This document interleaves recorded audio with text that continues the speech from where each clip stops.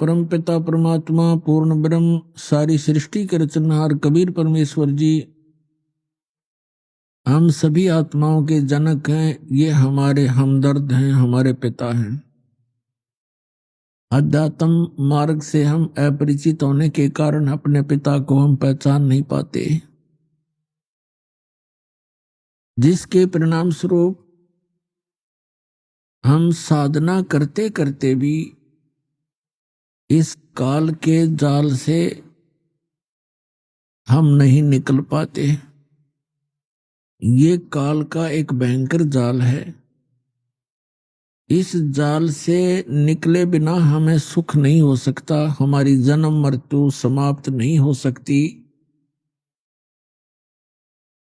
और अभी तक जो भी हमें अध्यात्म ज्ञान मिला था वो यूजलेस था, बेसलेस था, निराधार था, झूठा था। जितने भी संत ऋषि महर्षि जो सतयुग से लेकर आज तक रहे हैं, इन सभी ने परमात्मा को निराकार बताया है।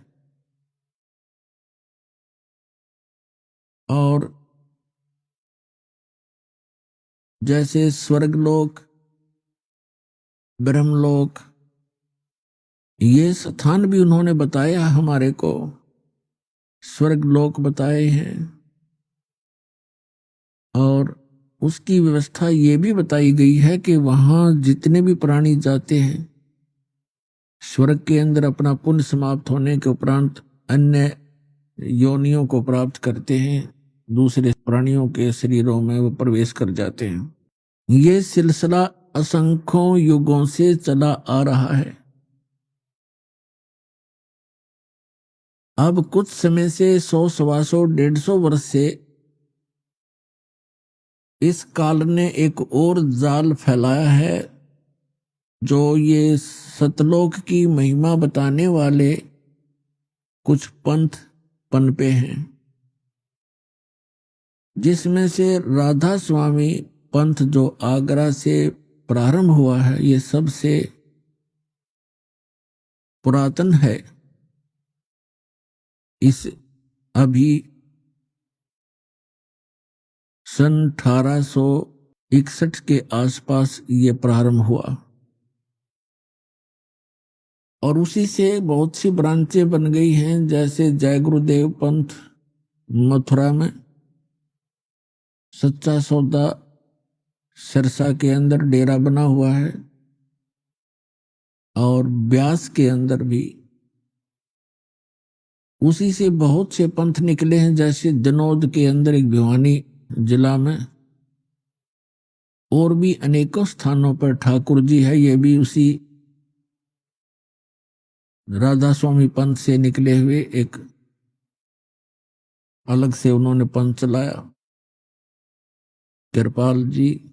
ये सभी परमात्मा को निराकार बताते हैं। सतलोक में सतपुरुष निराकार बताते, इनका तो सिर पैर है ही नहीं ज्ञान का, यो आपको बहुत बार दिखाया दास ने। तो कहने का तात्पर्य ये है कि हम यथार्थ अध्यात्म मार्ग से अपरिचित रहे, जिस कारण से हम जन्म और मृत्यु के इस दीर्घ रोग में फंसे रहे। हम साधना भी करते रहे, दुख जोके तो बने रहे। इसका कारण ये था कि हम जिन भगवानों को, जिन देवों को हम पूर्ण परमात्मा मानकर पूजा करते थे, वो पूर्ण नहीं थे। परमात्मा के गुणों में लिखा हुआ है कि परमात्मा मनुष्य के सभी दुखों का निवारण कर देते हैं, और इसी आधार से हम साधनाएं किया करते थे। इसलिए भक्ति करते थे कि आने वाले जीवन में हमारा परिवार सुखी रहे, हम भी सुखी रहें, हमारे ऊपर कोई आपदा ना आवे। इसलिए हम साधना किया करते थे, धन लाभ भी उद्देश्य रखते थे, और परमात्मा की साधना हम करते रहते थे। लेकिन वही साधना करते करते कुछ एक तो बहुत अच्छी पोस्ट प्राप्त कर जाते हैं, कुछ अच्छे धनी हो जाते हैं, कुछ एक को अच्छी संतान भी मिलती है। उन्हीं साधनाओं को करते करते अन्य का सर्वनाश भी हो जाता है। इसका कारण ये था कि जिन भगवानों को हम भगवान मानकर पूजा किया करते थे, जिन देवों को, उनसे कोई लाभ नहीं हो रहा था। वो पूर्व जन्म के संस्कार ही सबके फल रहे थे। जो पूर्व जन्म के पुण्यकर्मी प्राणी हैं, उनको उनके प्रारब्ध में, उनकी किस्मत में जो लिखा है, उनको वो मिलना ही होता है, चाहे वो भक्ति साधना करें या ना करें। तो उनको जो उसी साधना को करते करते अच्छे धनी भी हो जाते हैं, संतान भी नेक होती है और संसार के अंदर वो सुखी भी नजर आते हैं। तो उनके पूर्व जन्म के पुण्य थे, उन्हीं के आधार से उनको जो प्राप्त हुआ, वो भक्ति से उसका कोई लिंक नहीं था, क्योंकि उसी साधना को करते करते दूसरे उसी कुल के, उसी परिवार के सदस्य भी वही साधना कर रहे होते हैं और उनको इतनी हानि हो जाती है कि सोच भी नहीं सकते, क्योंकि उनके पुण्य नहीं थे। तो यही ज्ञान देने के लिए परमात्मा स्वयं आते हैं कि तुम जिन देवों की, जिन प्रभुओं की पूजा कर रहे हो, उनसे आपको वो लाभ नहीं हो सकता जो श्रीमद् भगवद गीता अध्याय नंबर 18 के श्लोक नंबर 62 में वर्णित है। गीता अध्याय 15 के श्लोक नंबर 4 में वर्णित है। उनमें कहा है कि हे अर्जुन, तू सर्वभाव से उस परमेश्वर की शरण में जा, उसकी कृपा से ही तू परम शांति को और सनातन परम धाम को प्राप्त होगा। तो यहां परमात्मा स्वयं आकर 600 वर्ष पहले ये ज्ञान करा कर गए थे। परमात्मा कहा करते कबीर जी, तीन देव की जो करते भक्ति, उनकी कदे ना होवे मुक्ति। गुण तीनों की भक्ति में ये भूल पड़ो संसारे, कहें कबीर निज नाम बिना कैसे उतरो पारे। तीन देव की जो करते भक्ति, उनकी कभू न होवे मुक्ति। वो तीन देव कौन कौन है? श्री ब्रह्मा जी रजगुण, श्री विष्णु जी सतगुण और श्री शंकर जी तमोगुण। तो परमात्मा 600 वर्ष पहले कहा करते थे, गुण तीनों की भक्ति में ये भूल पड़ो संसारे, कहें कबीर निज नाम बिना कैसे उतरो पारे। तीन देव की जो करते भक्ति, उनकी कदे ना होवे मुक्ति। पुण्यात्माओं, आज से लगभग 600-550 वर्ष पूर्व और भरे बाजार में सत्संग के अंदर प्रवचनों में ये कहना कि तीनों देवता ब्रह्मा विष्णु महेश की जो पूजा करते हैं, उनको कोई मोक्ष प्राप्त नहीं हो सकता, उनकी गति नहीं हो सकती। तो पुण्यात्माओं, ये बहुत ही कठिन कार्य था और परमात्मा ने ये 600 वर्ष पहले कहा, ये ज्ञान दिया, जिस कारण से परमात्मा का बहुत विरोध हुआ, कबीर परमेश्वर का। उनके साथ बहुत सी बदतमीजियां की गई, उनको जान से मारने की भी चेष्टा बार बार की गई, लेकिन वो समर्थ थे। वो हमारे पिता हैं और वो हमारे लिए ही आते हैं कि कभी ना कभी तो इनका ये नशा, ये झूठे सुख का नशा जो काल ने कर दिया त्रिगुणमयी माया का, ये कभी तो उतरेगा, कभी तो मुझे पहचानेंगे। तो अपनी पहचान छोड़कर चले गए थे भगवान 600 वर्ष पहले, सन 1398 से सन 1518 तक 120 वर्ष एक जनसाधारण की भूमिका की, एक सिंपल जुलाहा बनकर, धानक बनकर रहे भगवान। उसी बनारस की कुटिया से असंख्य ब्रह्मांडों का संचालन भी कर रहे थे, प्रत्येक प्राणी की वो सुरक्षा व्यवस्था भी कर रहे थे। अपने आत्मा परमात्मा ने 600 वर्ष पहले कहा था कि 3 देव की जो करते भक्ति उनकी कबू ना हो वह भक्ति। तुम कौन राम का जपते जापम, तात कटे ना तीनू तापम। परमात्मा कहा करते तुम किस भगवान की भक्ति कर रहे हो, किसका मंत्र जाप कर रहे हो, उन भगवानों से तुम्हारा कोई 3 ताप का जो कष्ट है वो भी दूर नहीं हो सकता। आज आपको प्रमाणित करते हैं कि हमारे सदग्रंथ भी यही प्रमाण करते रहे। श्रीमद् भगवत गीता अध्याय नंबर 7 के श्लोक नंबर 12 से लेकर 15 में ये स्पष्ट किया है कि 3 देव श्री ब्रह्मा जी रजगुण, श्री विष्णु जी सतगुण और श्री शिव जी तमगुण की जो साधना भक्ति करते हैं उनको कोई लाभ नहीं होता।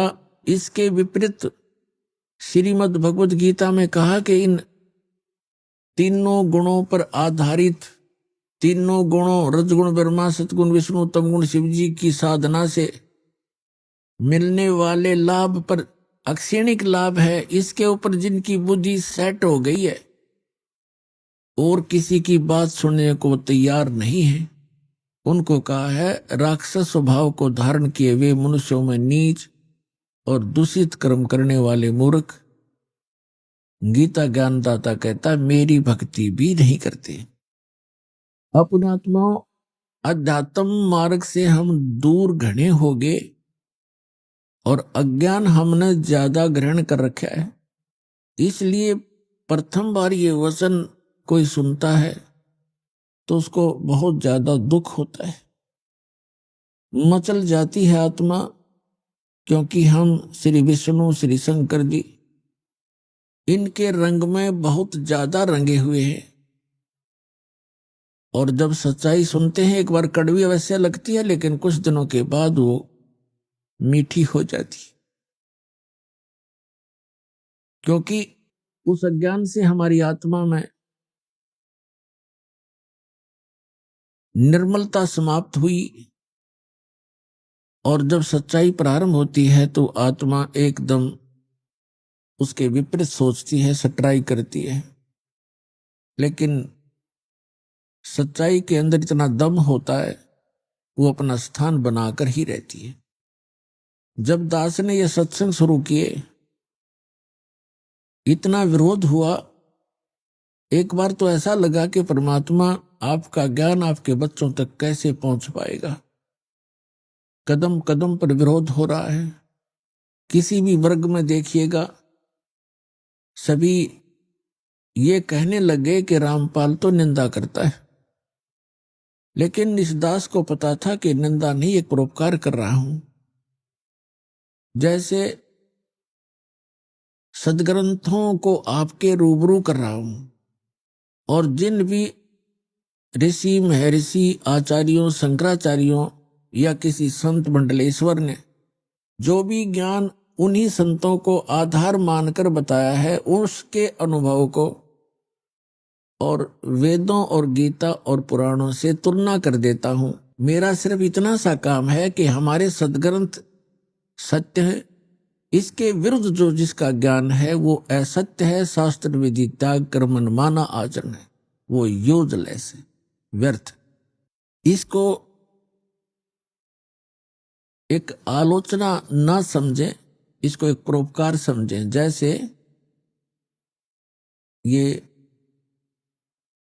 कई शरारती व्यक्ति कुछ असामाजिक तत्व नकली नोट छाप देते हैं 500 और 1000 रुपए के।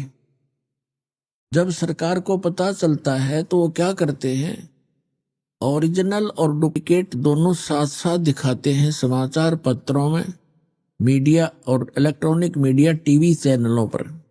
और वो बताते हैं कि देखो ओरिजिनल में ये वस्तु है और डुप्लीकेट ये ऐसा है, इसमें ये नहीं है, ये त्रुटि है। तो कोई ये कहे कि सरकार आलोचना कर रही है दूसरों के नोटों को, तो जची नहीं बात। ठीक इसी प्रकार वो सरकार एक बहुत बड़ी परोपकार कर रही है, नहीं तो लाखों लोग लुट जाते।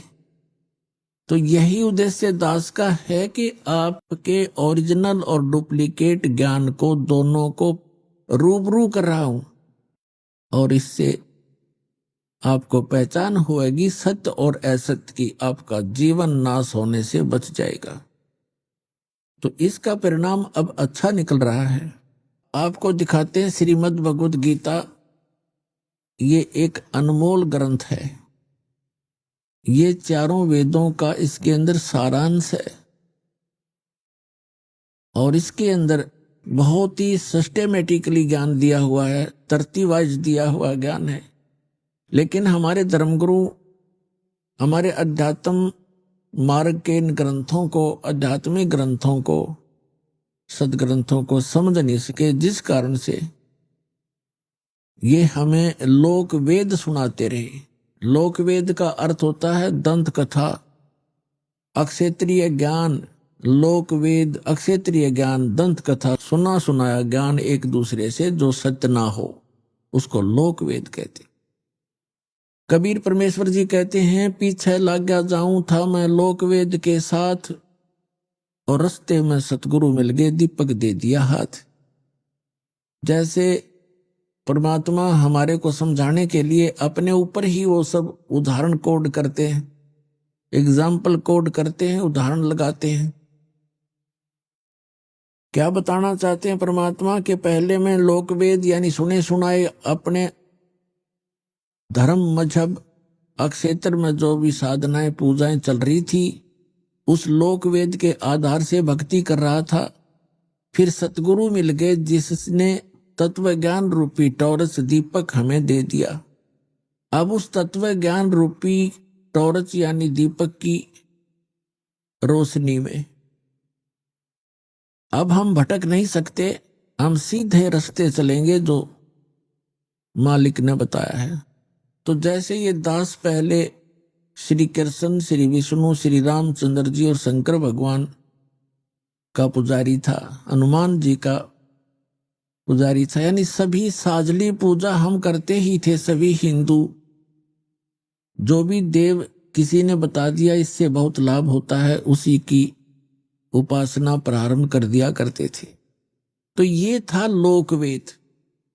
और फिर परम संत आदरणीय स्वामी रामदेवानंद जी मिले मुझदास को, उन्होंने जो रास्ता दिखाया, तत्व ज्ञान रूपी टॉर्च दे दी,